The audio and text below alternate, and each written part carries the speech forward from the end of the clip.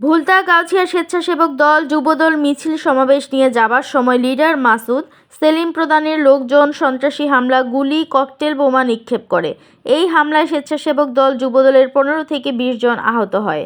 তাদেরকে বিভিন্ন হাসপাতালে চিকিৎসাধীন আছে। ঘটনাস্থলে সেনাবাহিনী 2 থেকে 3টা ইউনিট ও পুলিশ এসে পরিস্থিতি স্বাভাবিক নিয়ন্ত্রণে আনে এবং সেনাবাহিনী সর্বক্ষণ সেনা মোতায়েন টহল অবস্থায় আছে। এই জন্য তাদের একটা অভিযোগ, তো সেই ক্ষেত্রে আপনি কি বলবেন?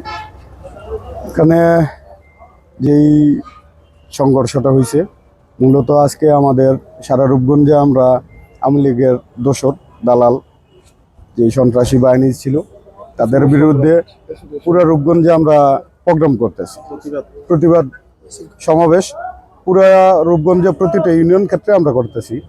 গাউছিয়ার এলাকায় সে ততরূপ হিসাব করেই আমরা ভুলতা ইউনিয়ন এবং গোলাকেন্দাল ইউনিয়ন যুবদলের যুবদল নেতৃবৃন্দ, স্বেচ্ছাসেবক নেতৃবৃন্দ এবং অন্যান্য সংগঠন নেতৃবৃন্দ যারা আছে সবাই আমরা প্রস্তুতি নিচ্ছি।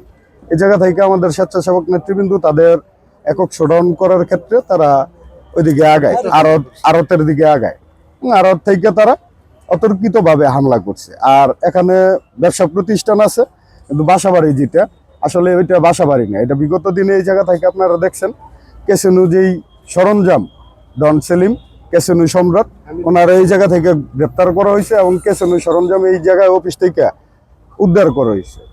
এরপর থেকে এটা আপনার একটা দালাল চক্রের হাতে, আওয়ামী লীগ গ্যাস দালাল চক্রের হাতে এই অফিসটা হ্যান্ড ওভার করে দেয়। তারা প্রতিনিয়ত এই জায়গায় বসে রাত্রে ডাকাতি, চুরি, ছিনতাই যত ধরনের অপকর্ম আছে তারা এই কাজগুলো এই অফিসে বসে থেকে চালায়। তাদের অভিযোগটা ছিল যে আজকে বিগত দিনে যাওয়া হয়েছে তা তো হয়ে গেছে, তো আজকে যে ঘটনাটা ঘটছে তাদের উপর অতর্কিতভাবে কোনো কিছু জানাশোনা নাই, তাদের উপরে হামলা করা হয়েছে, তাদের একটা অভিযোগ। এটা সেক্ষেত্রে আপনাদের উপরে দোষারোপ করা হয়েছে, এটা সম্পূর্ণভাবে মিথ্যা এবং ভিত্তিহীন। তাদের মন গড়া কথা। আমাদের সহযোদ্ধা স্বেচ্ছাসেবক দল যখন মিছিল নিয়ে বের হয়েছে তাদের উপর হামলা হওয়ার পরে আমরা তাৎক্ষণিকভাবে আমরা সে জায়গায় উপস্থিত হই।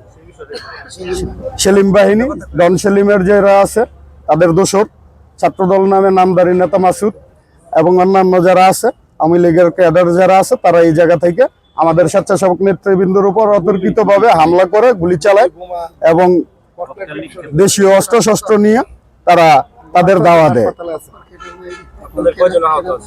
আমাদের প্রায় 18-20 জনের উপরে আহত হয়েছে তাদের এই হামলায়। সবাই চিকিৎসাধীনে আছে, অনেকে ব্যান্ডেজ করে ট্রিটমেন্ট দিয়ে বাসায় পাঠিয়ে দিছি।